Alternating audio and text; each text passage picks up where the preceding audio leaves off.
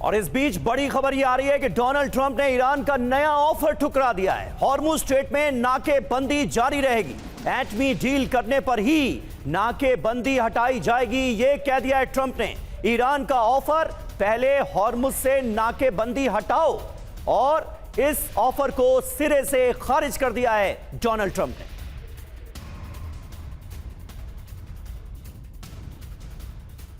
तो बड़ी खबर यह है कि ईरान पर हमले की ये फाइनल तैयारी है और सेंटकॉम ने ट्रंप को हमले की प्लानिंग भी बताई है। हालांकि ब्रैड कूपर ने हमले की पूरी प्लानिंग बताई है और एक्सियोस ने अमेरिकी ऑफिसर्स के हवाले से इसको लेकर क्या दावा किया। शर्तें ना मानने पर ईरान पर बड़ा हमला संभव।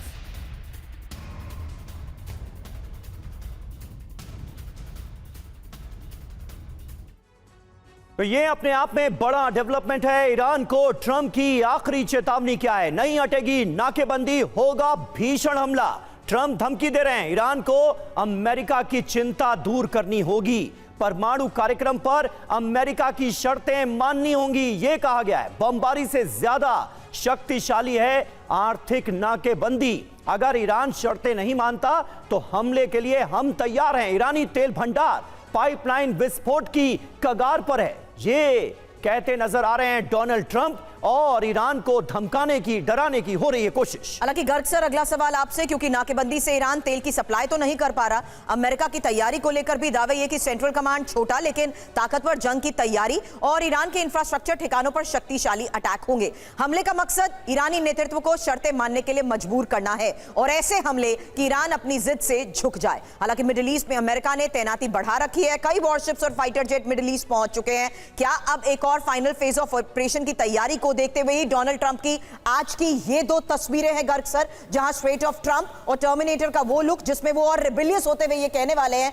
कि अब उनसे कुछ अच्छा करने की उम्मीद ना रखें, क्योंकि इससे पहले बातचीत, डायलॉग, डिप्लोमेसी की लेकर उन्होंने बहुत कोशिश करी, लेकिन ईरान है जो अपनी जिद पर अड़ा हुआ है। देखिए सुरभि, ऐसा है कि ये पहली बार नहीं है कि हम देख रहे हैं कि ट्रंप साहब ऐसी धमकी भरे सोशल मीडिया पे पोस्ट डालते हैं और बाद में अगले ट्वीट में वो अपने ही स्टैंड को वापस ले लेते हैं।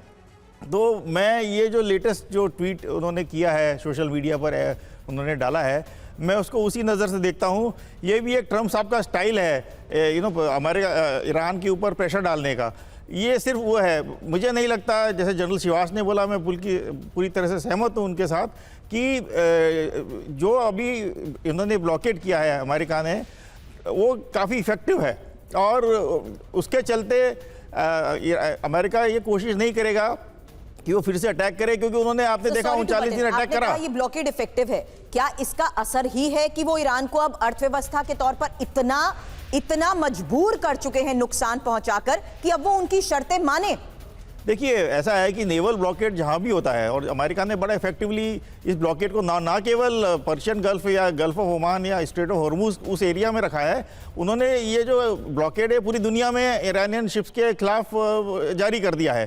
तो इससे पूरी आवाजाही जो है ईरान की तेल की, और वो पूरी तरह से बंद हो गई है, और ईरान की जो पूरी इकोनॉमी है वो तेल पर निर्भर है। तो आपने देखा कि ये सैंक्शंस कितने सालों से लगे हुए थे, अमेरिका ने ईरान के ऊपर कितने सालों से सैंक्शन लगा रखे थे, लेकिन उसका असर नहीं हो रहा था, क्योंकि कहीं ना कहीं वो लीकेज था सिस्टम में। ईरान जो था सिस्टम को डॉज करके अपनी सप्लाई चेन इंटैक्ट रखा हुआ था। लेकिन जब ये ब्लॉकेड हो गया है, तो ब्लॉकेड से जो भी ब्लैक, जिसे हम ब्लैक फ्लीट बोलते हैं, शेडो फ्लीट बोलते हैं, उनके थ्रू जो ऑयल की सप्लाई थी, वो सप्लाई अब कंप्लीटली बंद हो गई है। और तो इससे इसका काफ़ी असर ईरान के ऊपर पड़ा है और पड़ता रहेगा, और ये बात ट्रंप साहब ने प्रैक्टिकली अभी रियलाइज़ कर ली है। तो चूंकि अभी ईरान की इकोनॉमी पे काफ़ी ज़्यादा इफेक्ट है ब्लॉकेड का, तो ट्रंप साहब को फालतू में क्यों पंगा लेंगे, और उन्होंने देखा कि अटैक करने से कोई फायदा हो नहीं रहा है, तो नहीं करेंगे, मेरे हिसाब से नहीं होगा। बिल्कुल ठीक है।